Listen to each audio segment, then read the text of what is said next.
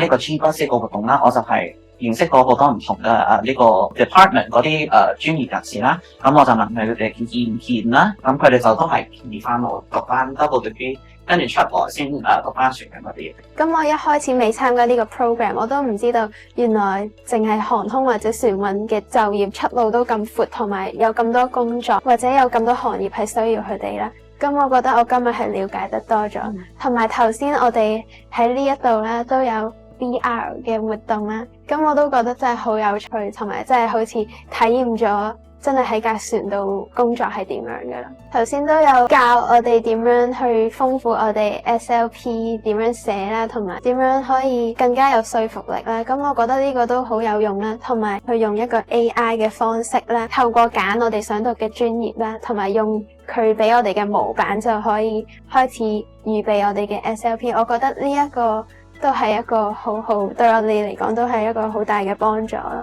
我係對好多唔同科都有興趣，但係就係冇一個特別嘅科我好想讀，所以我都想了解多啲唔同嘅 program 啦。咁我嚟咗今日呢一個 event 之後，我都覺得真係可以好深入咁了解到呢一個 program 係原來係 double degree 嘅，係 focus 喺啲乜嘢度啦。咁我都覺得係對我有一個好大嘅幫助。我就係一直都係想讀呢科噶啦，我冇其他科係想讀嘅，我一直都係想入 PolyU 呢科啦。咁啦，不過其實我自己都有少少憂慮嘅，即係我自己淨係想揀呢科，咁其實我都唔係太知道，即係裡面佢嗰啲嘢係咪啱我讀。